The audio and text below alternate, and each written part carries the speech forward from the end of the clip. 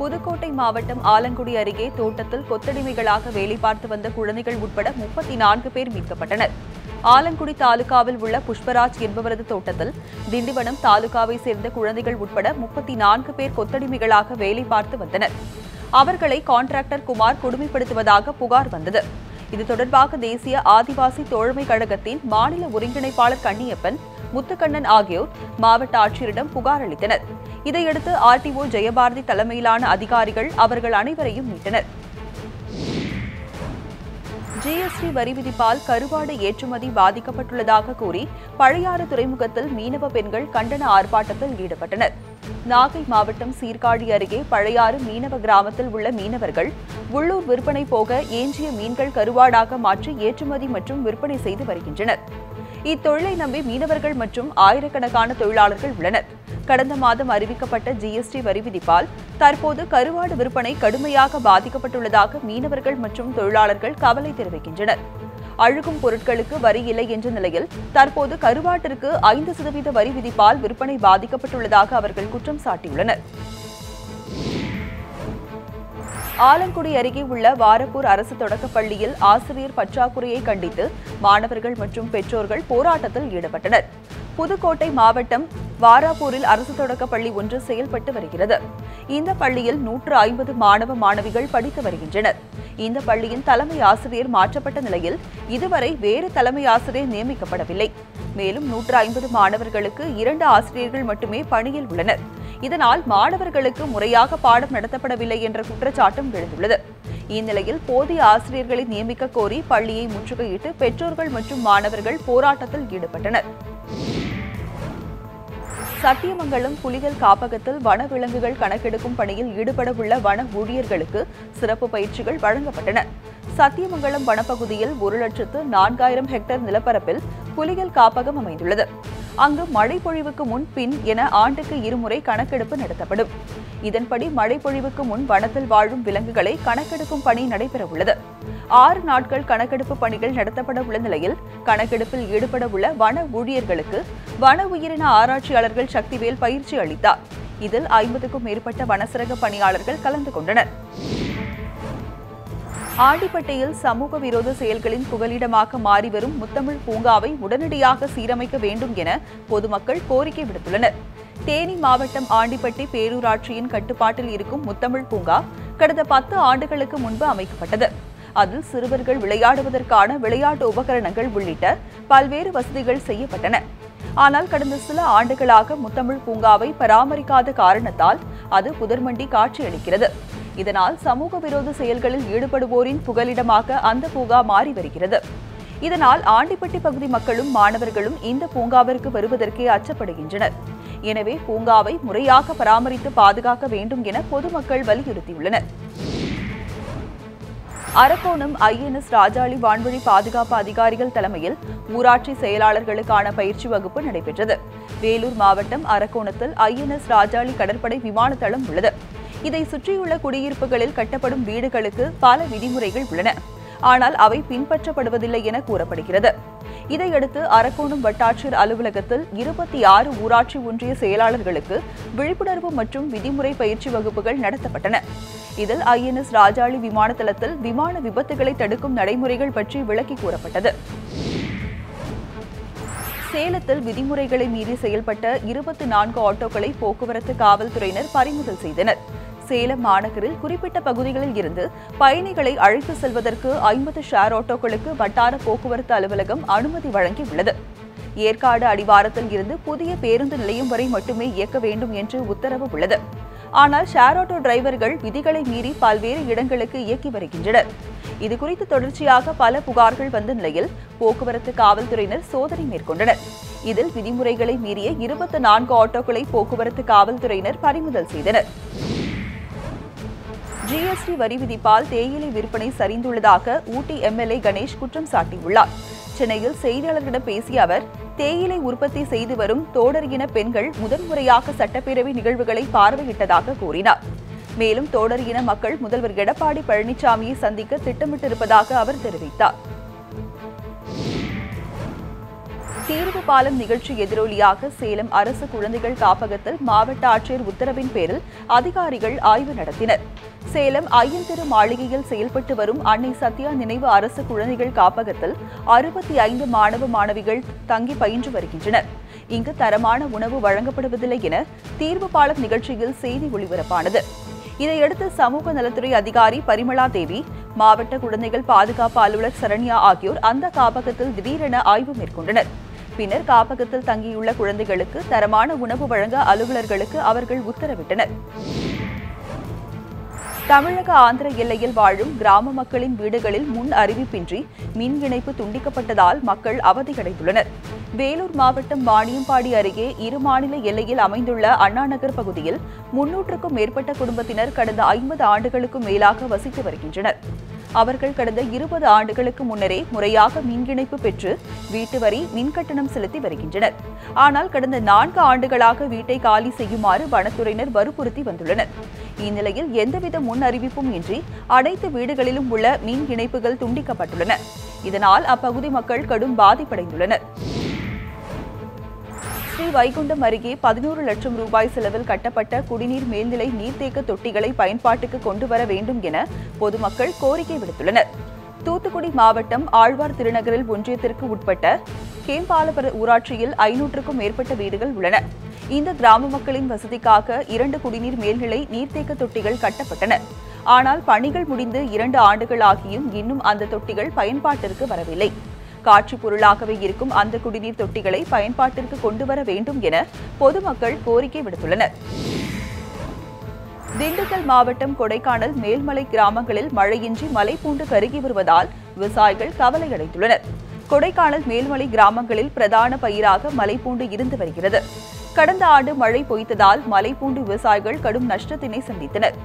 இந்த ஆண்டு ஜூன் மாதம் தென்மேற்கு பருவமழை துவங்கியதை அடுத்து மன்னவனூர், கும்பூர், கீழணவயல், கவுஞ்சி உள்ளிட்ட மேல்மலை பகுதியைச் சேர்ந்த விவசாயிகள் பெருமளவில் மலைப்பூண்டு நடவு செய்துள்ளனர்.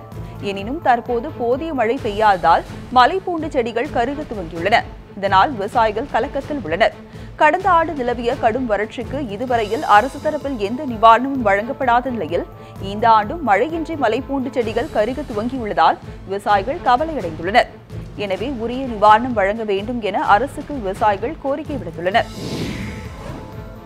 சென்னை கோடம்பாக்கம் மேம்பாலத்தில் அதிவேகமாக இருசக்கர வாகனம் ஓட்டி சென்றதில் கல்லூரி மாணவர் உயிரிழந்த சம்பவம் பெரும் சோகத்தை ஏற்படுத்தியுள்ளது.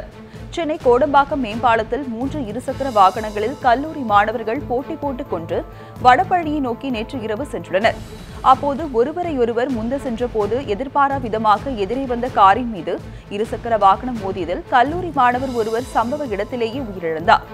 2 பேர் பலத்த காயங்களுடன் ராயப்பேட்டை மருத்துவமனையில் அனுமதிக்கப்பட்டனர். இந்த சம்பவம் குறித்து பாண்டிபசார் காவல்துறையினர் வழக்கு பதிவு செய்து நடத்திய முதற்கட்ட விசாரணையில் விபத்தில் உயிரிழந்த மாணவர் ரங்கராஜபுரத்தை சேர்ந்த நவதேஜா என்பது தெரிய வந்துள்ளது. மாங்காடு அருகே வாடகைக்கு வீடு தர மறுத்தவரின் வீட்டை பெண்கள் அடித்து நொறுக்கிய சம்பவம் அப்பகுதியில் பெரும் பரபரப்பை ஏற்படுத்தியுள்ளது. சென்னையை அடுத்து மாங்காடு அருகே கோவூர் சாரதா நகரில் வசித்து வருபவர் சுரேஷ் ராஜன். இவரது வீட்டின் கீழ்ப்பகுதியை வாடகைக்கு விட்டுள்ள நிலையில் மேல் பகுதியையும் வாடகைக்கு விட முடிவு செய்திருந்தார். இந்த நிலையில் கடந்த சில நாட்களுக்கு முன்பு ஒரு தம்பதியினர் சுரேஷ் ராஜனை அணுகி மசாஜ் சென்டர் அமைக்க மேல் பகுதியை வாடகைக்கு தருமாறு கேட்டுள்ளார். அதற்கு மறுத்த சுரேஷ் ராஜனிடம் 2 பெண்கள் இணைந்து வாக்குவாதத்தில் ஈடுபட்டனர். பின்னர் அக்கும்பல் அவரது வீட்டின் கதவுகளை கல்வீசி தாக்கினர். பின்னர் வெளியே நிறுத்தப்பட்டிருந்த சுரேஷ் ராஜனின் கார் கண்ணாடியையும் அடித்து நொறுக்கினர். இதுகுறித்து காவல்துறைக்கு தகவல் அளித்தும் யாரும் சம்பவ இடத்திற்கு வரவில்லை என கூறப்படுகிறது. கூடலூர் அருகே தேயிலை தோட்ட குடியிருப்பு பகுதியில் முகாமிட்டுள்ள காட்டு யானை கூட்டத்தால் அப்பகுதி மக்கள் அச்சமடைந்துள்ளனர்.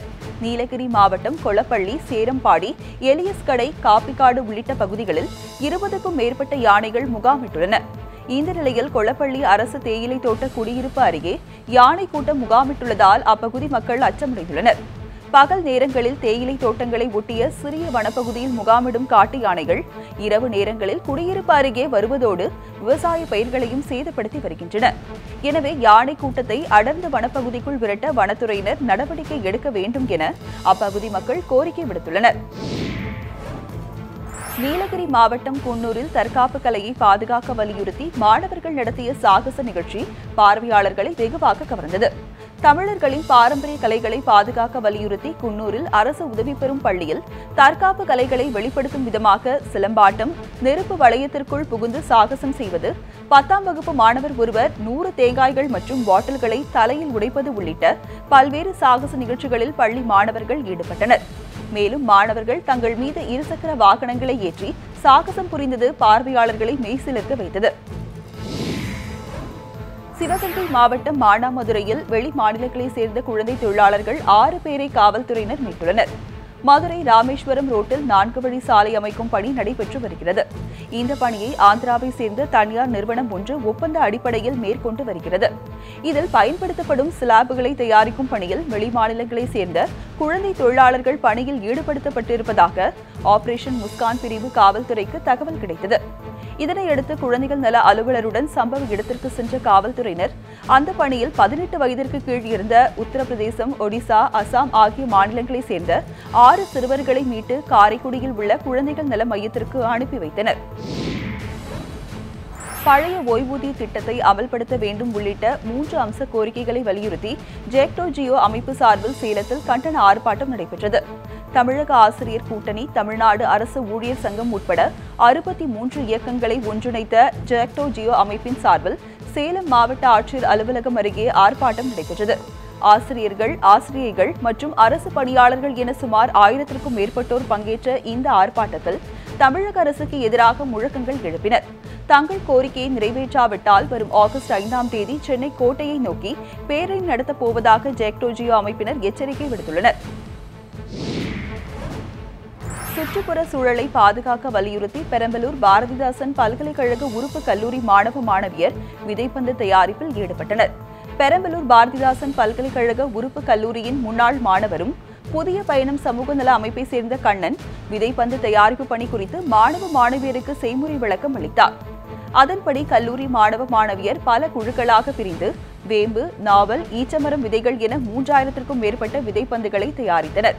இந்த பயிற்சியின் போது விதைப்பந்துகளை எவ்வாறு, எப்போது தரிசு மற்றும் காலி நிலங்களில் எறிவது என்று விளக்கியும் இப்பந்துகளில் 60 முதல் 70% வரை முளைத்து மரமாகும் என்றும் எடுத்துரைக்கப்பட்டது. சேலத்தில் டெங்கு காய்ச்சலுக்கு 4 வயது சிறுமி உயிரிழந்த சம்பவம் அப்பகுதியில் பெரும் சோகத்தை ஏற்படுத்தியுள்ளது. சேலம் மாவட்டம் சின்னம்பாளையம் பகுதியைச் சேர்ந்த இளங்கோ சத்யா தம்பதியினரின் 4 வயது மகள் அருணா கடந்த சில நாட்களாக காய்ச்சலால் பாதிக்கப்பட்டு தனியார் மருத்துவமனையில் சிகிச்சை பெற்று வீட்டிற்கு திரும்பியுள்ளார். இந்த நிலையில் மீண்டும் காய்ச்சல் வரவே சேலம் அரசு மருத்துவமனையில் நேற்று முன்தினம் அனுமதிக்கப்பட்டார். அங்கு பரிசோதித்த மருத்துவர்கள் சிறுமிக்கு டெங்கு காய்ச்சல் இருப்பதை கண்டறிந்ததாக கூறப்படுகிறது. இதைத் தொடர்ந்து அவருக்கு தீவிர சிகிச்சை அளித்தனர். ஆனால் சிகிச்சை பலனின்றி சிறுமி அருணா நேற்று இரவு பரிதாபமாக உயிரிழந்தார். ஏற்கனவே அந்த பகுதியில் பலர் காய்ச்சலால் பாதிக்கப்பட்டுள்ள நிலையில் இந்த சம்பவம் அப்பகுதி மக்களிடையே பெரும் அச்சத்தை ஏற்படுத்தியுள்ளது.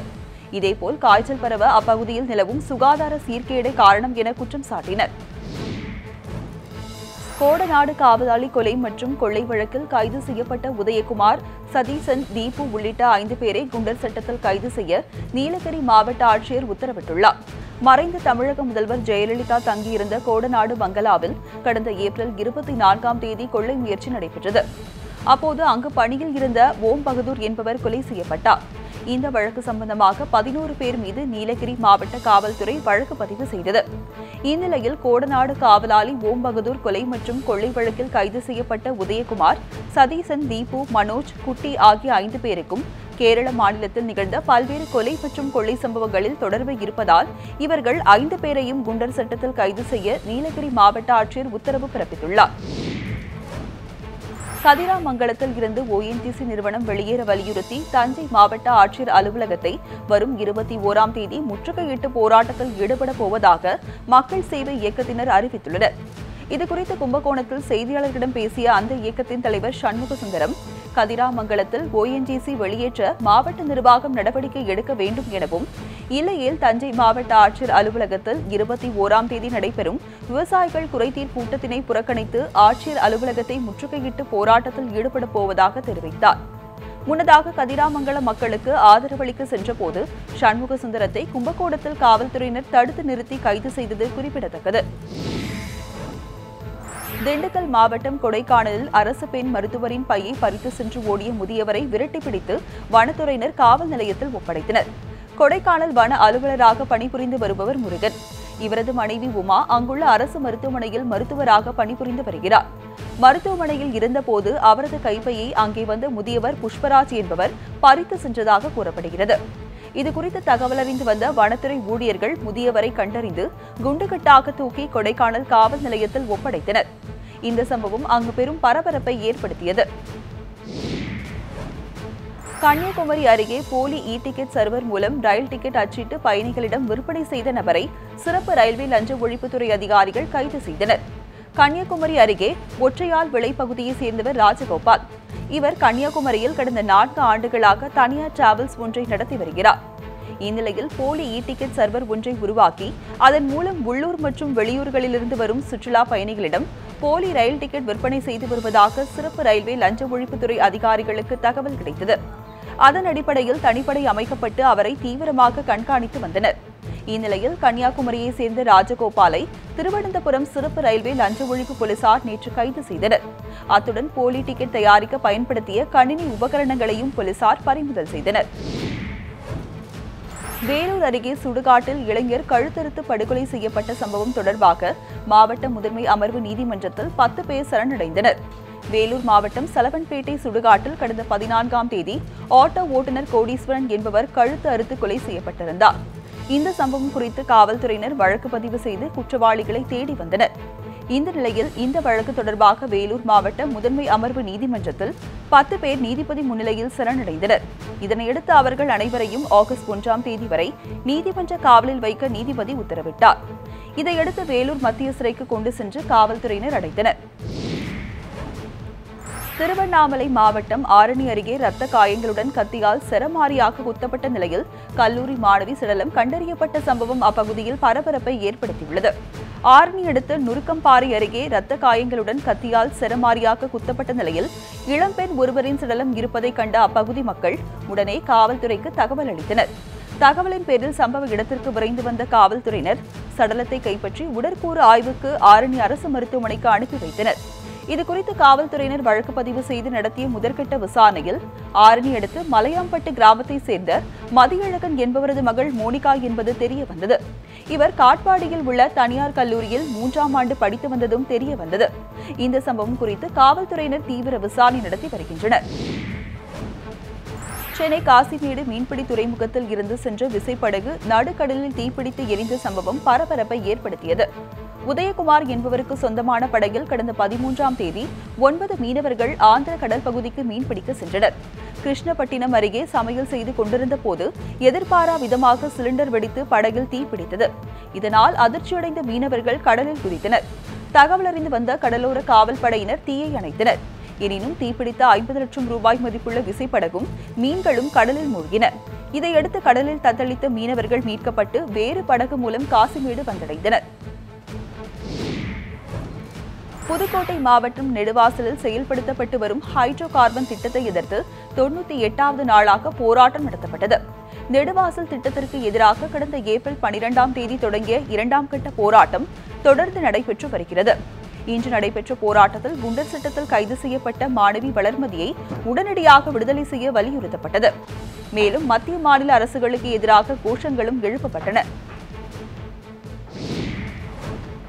கோவை மாவட்டம் சிக்காரம்பாளையம் ஊராட்சி நிர்வாகம் குடிநீரை சேமிக்க தவறுவதாக குற்றச்சாட்டு எழுந்துள்ளது. மேட்டுப்பாளையம் அருகே உள்ள சிக்காரம்பாளையம் ஊராட்சியில் 30,000க்கும் மேற்பட்டவர்கள் வசித்து வருகின்றனர். இப்பகுதி மக்களுக்கு குடிநீர் விநியோகத்திற்காக கண்ணார்பாளையம் பகுதியில் மேல்நிலை நீர்த்தேக்க தொட்டி அமைக்கப்பட்டுள்ளது. இந்நிலையில் உரிய பணியாளர்கள் இல்லாததால் பல நேரங்களில் குடிநீர் தொட்டி நிறைந்து தண்ணீர் வீணாவதாக பொதுமக்கள் குற்றம் சாட்டியுள்ளனர். தண்ணீரை சேமிக்க ஊராட்சி நிர்வாகம் உரிய நடவடிக்கை எடுக்க வேண்டும் எனவும் பொதுமக்கள் கோரிக்கை விடுத்துள்ளனர். கும்பகோணம் அருகே ஏற்பட்ட தீ விபத்தில் 15 லட்சம் ரூபாய் மதிப்பிலான பொருட்கள் எரிந்து சேதமாகின. கும்பகோணம் அருகே உள்ள கூப்பூர் வடகரையில் ஏற்பட்ட தீ விபத்தில் 6 வீடுகள் முற்றிலும் எரிந்து சேதமாகின. அப்போது பலத்த காற்று வீசியதால் அடுத்தடுத்த வீடுகளுக்கும் தீ வேகமாக பரவியது. இந்த விபத்தில் கொட்டகையில் கட்டப்பட்டு இருந்த 5 ஆடுகள் தீயில் கருகி உயிரிழந்தன. மேலும் 15 லட்சம் ரூபாய் மதிப்பிலான பொருட்களும் எரிந்து சேதமாகின. ஹரியானாவில் தவறி விழுந்து உயிரிழந்த சங்கரன் கோவிலை சேர்ந்த ராணுவ வீரரின் உடல் அவரது சொந்த கிராமத்திற்கு கொண்டு வரப்படுகிறது. நெல்லை மாவட்டம் சங்கரன் கோவிலை அடுத்து பெருங்கோட்டூர் கிராமத்தை சேர்ந்த சக்திவேல் கடந்த 2008ஆம் ஆண்டில் இந்திய ராணுவத்தில் பணியில் சேர்ந்தார். ஹரியானாவில் உள்ள ராணுவ முகாமில் அவர் பணி செய்து வந்தார். நேற்று மலைப்பகுதியில் இருந்து தவறி விழுந்த சக்திவேல் உயிரிழந்ததாக கூறப்படுகிறது. இந்நிலையில் சக்திவேலின் உடல் சொந்த ஊருக்கு நாளை கொண்டு வரப்படுகிறது. தந்தை மாடசாமி 2 வருடங்களுக்கு முன்பு மரணமடைந்த நிலையில் தாயாருக்கு சக்திவேல் ஆறுதலாக இருந்ததாக உறவினர்கள் வேதனை தெரிவிக்கின்றனர். மேலும் சக்திவேல் உயிரிழந்த சம்பவம் சொந்த கிராமத்தினரை சோகத்தில் ஆழ்த்தியுள்ளது. தனியார் தொலைக்காட்சியில் நடிகர் கமல்ஹாசன் நடத்தி வரும் நிகழ்ச்சிக்கு எவ்வளவு தொகை பெற்றார், அதற்காக வரி செலுத்தியது எவ்வளவு என்பதை அவர் தெரிவிக்க வேண்டும் என தமிழக வாழ்வுரிமை கட்சித் தலைவர் வேல்முருகன் வலியுறுத்தியுள்ளார். திருப்பூரில் நீட் தேர்வுக்கு விலக்கு அளிக்காத மத்திய அரசை கண்டித்து தமிழக வாழ்வுரிமை கட்சி சார்பில் கண்டன பொதுக்கூட்டம் நடந்தது. இதில் கலந்து கொண்ட அக்கட்சியின் தலைவர் வேல்முருகன் செய்தியாளர்களை சந்தித்தார். அப்போது ஜிஎஸ்டி வரி விதிப்பு மாநில அரசின் முழு வரி வசூலிக்கும் உரிமையை பறிக்கும் செயல் எனவும், கதிராமங்கலம் விவகாரத்தில் மாணவி வளர்மதி கைது செய்யப்பட்டது கண்டிக்கத்தக்கது எனவும் கூறினார். தனியார் தொலைக்காட்சியில் நிகழ்ச்சி நடத்தும் கமல்ஹாசன் அதற்காக பெரும் தொகை செலுத்தும் வரியை தெரிவித்துவிட்டு அரசின் மீது குறை கூற வேண்டும் என வேல்முருகன் தெரிவித்துள்ளார். காஞ்சிபுரம் மாவட்டம் செய்யூர் அடுத்த கடப்பாக்கத்தில் உள்ள துர்க்கையம்மன் கோவிலில் ஆடி கூழ்வரத்தல் விழா சிறப்பாக நடைபெற்றது. இந்த கோவிலின் 21ஆம் ஆண்டு ஆடி பால் சாகை அளிக்கும் விழா கொடியேற்றத்துடன் துவங்கியது.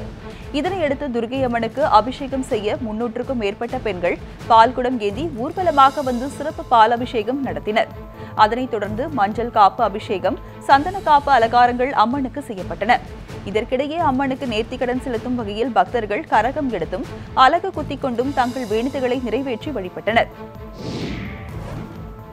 திண்டுக்கல்லில் பட்டு வளர்ச்சித்துறை வழங்கும் இலவச இடுபொருட்கள் தரமற்றதாக உள்ளது என கூறி விவசாயிகள் போராட்டத்தில் ஈடுபட்டனர். தமிழக பட்டு வளர்ச்சித்துறையின் கீழ் பட்டுப்புழு வளர்க்க துறை சார்பில் ப்ளீச்சிங் பவுடர் உள்ளிட்ட இடுபொருட்கள் விவசாயிகளுக்கு இலவசமாக வழங்கப்பட்டு வருகின்றன. இதில் திண்டுக்கல் மாவட்டம் பழனி தாலுகாவில் உள்ள ஆயக்குடி, பாலசமுத்திரப்பட்டி, தொப்பம்பட்டி உள்ளிட்ட 50க்கும் மேற்பட்ட கிராமங்களை சேர்ந்த விவசாயிகள் பயன்படுத்தி வருகின்றனர்.